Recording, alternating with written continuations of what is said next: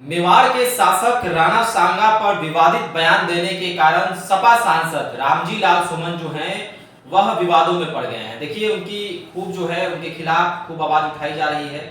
राज्यसभा में अपने भाषण के दौरान रामजी लाल सुमन जो हैं उन्होंने कहा कि राणा सांगा ने बाबर को भारत बुलाया था।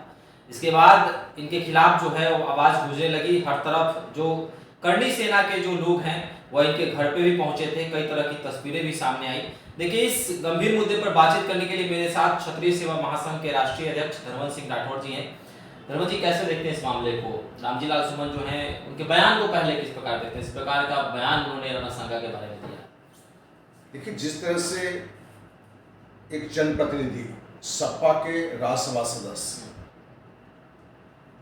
रामजी लाल सुमन जिस तरीके से देश के योद्धा वीर के बारे में जिस तरह की बयानबाजी की, राणा सांगा के बारे में देश की पूरी दुनिया जानता है कि ऐसा योद्धा देश को कहीं विश्व में विरले मिलता है, जिन्होंने 100 लड़ाई लड़ी और 99 में उन्होंने विजय हासिल किया था। लड़ाई में जहां उनकी आंख में तीर लगा हुआ था, एक हाथ कटा हुआ था, फिर भी वो लड़ रहे थे और वो देश के लिए समर्पित लोग थे। ऐसे योद्धा के बारे में आप इस तरह की गलत बयानी करते हैं तो कहीं ना कहीं ये लगता है कि पूरी तरह से राजनीति है।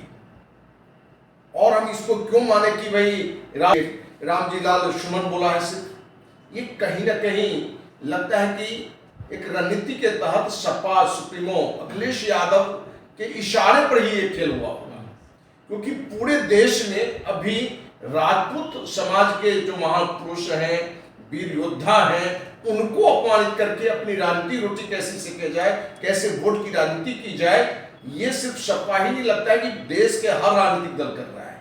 आप देखे होंगे कि भाजपा के ही रूपाला बड़े नेता के नाम में उनका लोग नाम लेता है, उसने भी राजपूत समाज का अपमान करने का काम, लगभग हर पार्टी का, वो कांग्रेस हो कि राजद हो कि मने जदयू हो, हर कोई कहीं ना कहीं तरीके से आज उसे लग रहा है कि राजपूत समाज के कोई बड़े योद्धा को हो, बड़े महापुरुष हो, उनको आप अपमानित कर दीजिए, आपका कोई कुछ नहीं करने वाला है। क्षत्रिय सेवा महासंघ के राष्ट्रीय अध्यक्ष के नाते तो हम तो ये कहेंगे कि जो भी हमारे समाज के जो वीर योद्धा है, महापुरुष है, महामानव हैं, उनके बारे में अनाप शनाप जो बयानबाजी करने वाले हैं, उनकी जीवन लीला खत्म कर देनी चाहिए। क्योंकि सिर्फ ये वोट की राजनीति के लिए कुछ दिन हो हल्ला हो और बात फिर खत्म हो, ऐसा नहीं। यदि करनी सेना ने विरोध में वहां गया तो क्या गलत किया? आप किसी के समाज के मां बहन बेटी का अपमान करिए, उसके पूर्वजों का अपमान करिए और आपको लोग क्या माने आरती उतारेंगे?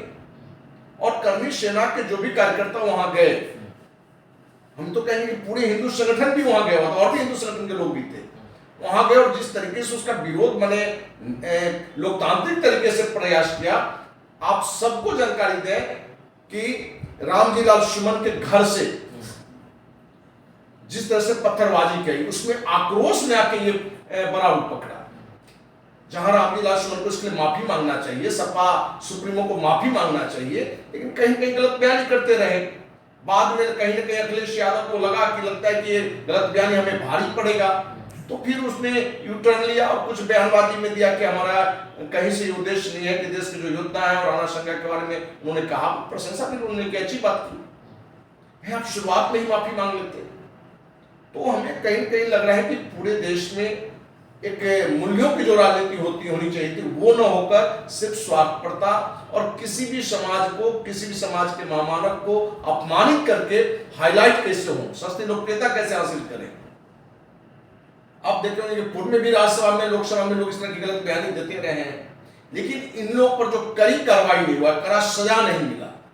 और हम सिर्फ राजपूत समाज की पूर्वज की बात और महामानव की बात नहीं करें, किसी समाज के पूर्वज हो और महामानव हो, उसके साथ इस प्रकार अनाप शनाप वाले वर्ग के लिए उनकी जीवन लीला बिल्कुल खत्म होनी चाहिए। कानून बनाना चाहिए कि भाई ऐसे लोगों को फांसी तक की सजा हो सकती है, क्योंकि एक व्यक्ति की हत्या करने वाला, एक गलत काम करने वाले की फांसी से अपने हैं, लेकिन इस तरह की घटना से पूरा देश प्रभावित होता है, पूरा समाज प्रभावित होता है। यदि पूरी समाज को प्रभावित किया जा सकता है, माहौल को खराब किया जा सकता है, तो ऐसे गलत बयानी वाले का जीवन लीला क्यों नहीं समाप्त किया जा सकता है? तो इस मुद्दे पर करनी सेना हो या कोई भी हिंदू संगठन जो कड़ा विरोध किया है, वो 100% जायज है। हम तो कहेंगे कि इस मुद्दे पर लोकसभा राज्यसभा में इस मुद्दे पर बातचीत होनी चाहिए और एक कड़ा कानून बनना चाहिए कि इस तरह की जो भी लोग गलत बयानी कर रहे हैं उनको कड़ी सजा का प्रावधान होना चाहिए। अच्छा, पिछली बार मनोज झा ने भी, आरजेडी के राज्यसभा सदस्य मनोज झा ने भी ठाकुर के कुआं की चर्चा कर दी थी। उसके बाद उनका खूब वो चर्चे में रहे थे और उस बार भी चुनावी साल था, इस बार भी बिहार का चुनाव है, तो क्या इसका प्रभाव बिहार पे भी पड़ सकता है आपके अनुसार? देखिए, बिहार के चुनाव और देश का चुनाव की बात नहीं है। कहीं ना कहीं ये अपने पार्टी के जो सुप्रीमो हैं, जो मनोज झा की अपने चर्चा की, क्या लगता है कि मनोज झा ने इसने गलत बयानी की थी? ठाकुर का कुआं वाला जो मुद्दा उठा रहे थे, वो पूरी तरह से लालू यादव और तेजस्वी यादव की रणनीति के तहत उसने बात रखा था। मुद्दा क्या था? मुद्दा था जनसंख्या के मुद्दे पर बातचीत हो रही थी, उसमें ठाकुर का कुआं कहां से आ गया? तो कहीं ना कहीं लोगों को नजर नहीं है कि किसी समाज को अपमानित करो और जो कुछ वोट उसके कारण भी गोलबंद हो सकते हैं तो उसका प्रयास करें।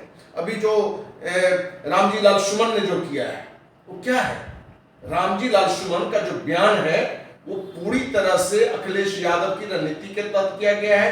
वहां एक तीर से दो तीन तीन निशाना लगाया गया है। पहली बात कि सपा को, राजद को ये लगने लगा है कि अब मुस्लिम वोट फिर से कांग्रेस की ओर जा रहा है। कहां जा रहा है? कांग्रेस की ओर। और कांग्रेस के साथ ही 100% मुस्लिम हुआ करते थे, लेकिन पिछले 20 साल से 25 हम कहें 30-35 साल से जो कहानी है थोड़ा टर्न लिया है। और उस 25-30 साल में हम देख रहे हैं कि सपा का यूपी में और बिहार में राजद का मुस्लिम वोट इधर भागा है। तो मुस्लिम फिर से जो कांग्रेस की ओर जा रहा है, तो सपा का भी प्रयास हुआ कि भाई मुस्लिम कांग्रेस की ओर चला जाएगा। यदि कांग्रेस फिर अकेले लड़ना शुरू करेगा तो हमारी स्थिति तो जीरो हो जाएगी।